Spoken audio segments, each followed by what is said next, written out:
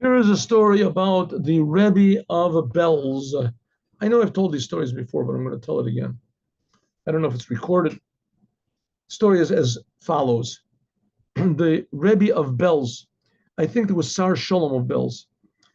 Belz, I think, is a city in what is it? Romania, I think, Romania, Hungary. They changed the borders all the time. In any case, he had before the Holocaust, they had thousands and thousands and thousands of Hasidim, and they would get together in for prayers. There was a huge synagogue. Like now, I think that the Belzer Synagogue in Jerusalem, I think, is the biggest synagogue in the world. I think so. They built a huge, huge place in Jerusalem, and so it was always very popular. Belz was always very popular, but the Rebbe was very, very holy person, a very holy person, and of course everybody was in awe of him, Rebbe of Belz. So one of the highlights of the year was the first night of what's called Slichot. Slichot are special prayers that are said. The Sephardic Jews say it for 40 days, from the first day of Elul until Yom Kippur. But the Ashkenazic Jews, they start saying it only 7 days, let's say 7 days before Rosh Hashanah, and some say until Yom Kippur, and some say only until Rosh Hashanah. Chabad only says to Rosh Hashanah. In the case, the first night is the most intense. That's the big night, the first night of Slichot, and everybody gets together, and they're saying Slichot means forgiveness. Forgiveness, same thing. So usually the Rebbe would be there, and he would sit at the head of the congregation. There was 1,000, 2,000, how many people were there? There are a lot of people. And everybody came. The Rebbe was very punctual, very exact person. He almost never slept. He was very punctual. Anyway, so the Rebbe didn't come. Everybody's waiting, and they're waiting. They're waiting there for an hour, whatever, an hour and a quarter. And finally, the Rebbe comes in. The Rebbe comes in, and he puts on his talit. This night, the first night of Slichot is always after Shabbat, midnight after Shabbat is in. And he puts on his talit, and he says,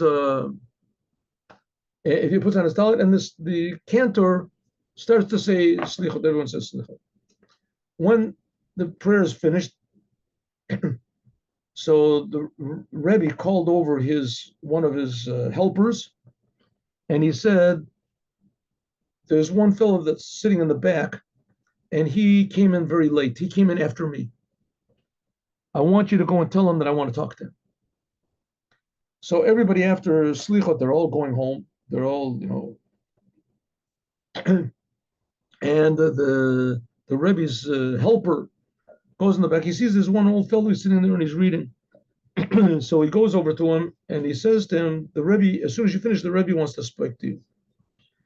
He said, "The Rebbe wants to speak to me?" "Yes." Okay, so he finishes. It takes him a while.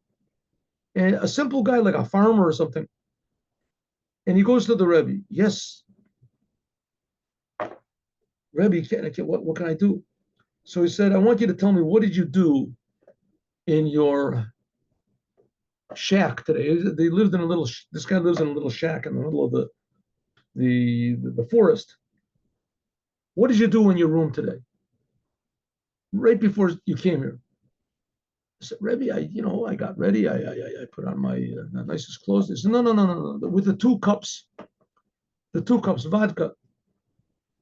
I said, "Rebbe, you know what I did.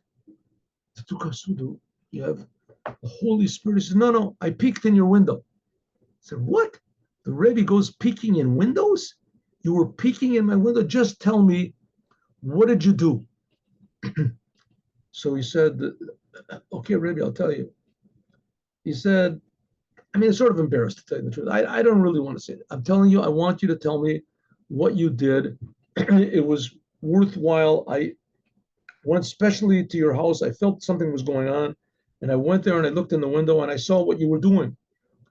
I saw the two cups of vodka. He says, "Okay, I'll tell you, Rebbe. I'll tell you." He said, "I'm a simple guy. And my wife passed away like 10 years ago. I used to chop wood in the forest, but now I'm weak. But I still have my house. That's all I've got is this little shed. That's where we used to live. And that's how I live. But I used to have a cow and two goats and a bunch of chickens. And I would live from the milk from the chickens and from this. the hair from the goats I would sell, whatever. Milk the goats, milk the cow. But then my chickens started getting sick. So what do you do when your chickens get sick? So I turned to God. I'm a religious Jew. I said, God, please save my chickens. Didn't help. So I said, God, listen, you got all the chickens in the world. You have to take my chickens. What is it? Save my chickens. And the chickens kept dying. And I said, listen, God, I mean, I really mean business. It just doesn't make any sense. You have so many billions of chickens that you keep alive and that they're healthy in the world. It's hard for you to just to heal my chickens, just to make them normal, regular chickens. They kept dying. So I said, listen, God, don't get me angry. Don't get me angry because I'll do something that I don't. If you don't heal my chickens, I'm not putting on tefillin anymore. And all my chickens died. So I said, okay, God, seems you don't know who you're dealing with over here. That's it. I'm not putting on tefillin. Then my goats got sick. So I said, God, listen, enough. Come on, heal the goats. You enliven billions of people. A goat is not so hard as a person. Just keep my goats healthy. And they kept getting sicker. So I said, listen, if you don't heal my goats, I'm never going to go to the synagogue again.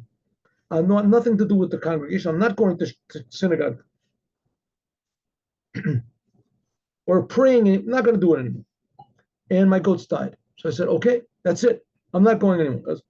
Then my cow got sick. My cow got sick. So listen, God, this is all I got. I'm a simple Jew. I do what you say. I do your commandments. I do whatever you want. Why can't you heal my cow? Listen, if you don't heal my cow, then I'm not going to keep Shabbat. Every Shabbat, I'm going to light a fire. What do you say about that, huh? What do you say?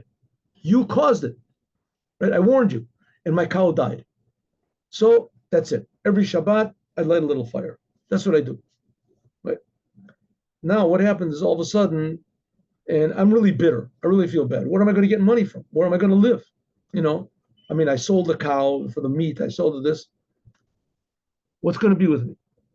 All of a sudden, now is coming Elul, the night of Slichot. I thought, whoa, what am I going to do?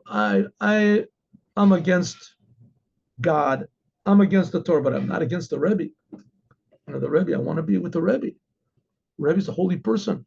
Rebbe never let me down. I want to see the road. What can I do? So I thought, oh, I know what I'll do. Once me and the butcher, Shmerel, the butcher, we had a big argument, almost came to the blows. And then before Yom Kippur, one Yom Kippur, I thought, listen, it's not good. It says in the books you have to forgive people. So I went over to him. I said, Shmerel, listen, I'm here for peace. I'm here for peace. You don't like me. I don't like you. You hate me. I hate you. Let's forget it. Let's forget about who's right.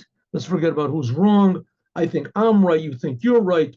You think I'm wrong. I think you're wrong. Let's forget the whole business. From now on, we're just going to be friends. We'll forget the whole thing. You're a Jew. I'm a Jew. We're people. We make mistakes.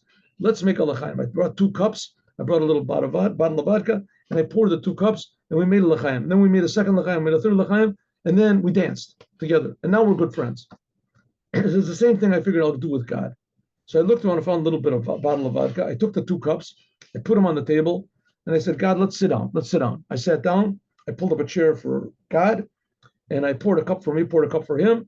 And I said, God, okay, listen, you did bad things to me. I did bad things to you. I got angry. You got angry. Let's forget the whole thing. We'll start a new page. You forget what I did. I'll forget what you did, right? I want to go to synagogue to see the Rebbe. I'll put on tefillin again.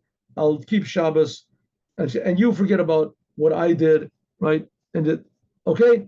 So I poured the 2 cups and I drank mine, and I saw God didn't drink his, so I realized that was a sign he wanted me to drink it. So I drank it, and then I did that 3 times, and I danced. I stood up and I danced, and that's why I came here. And that's the whole story. Now, Rebbe, explain to me why you were peeking in my window. And the Rebbe said, listen, I felt that there was going to be a big pogrom, a big massacre of Jews. and I did everything I could to avert the decree, and nothing worked. And I felt that from your cabin would come the salvation. I don't know how. I went there, I looked in the window, and I saw you drinking these cups. I didn't understand what it was. But when I came to synagogue, the decree was gone. The decree had been rescinded. And now we're saved. And now I know why. Because you talk to God like talking to a person. You talked genuinely to the Creator.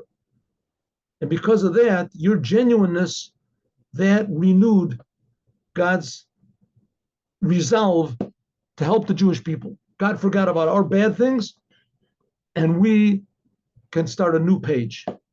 You were the one that saved all the Jewish people, the whole community of Bells. That's the way I heard the story. Have a good day with Mashiach now. See you tomorrow morning, 8:15. Everyone's invited. Bring your friends. Thank you.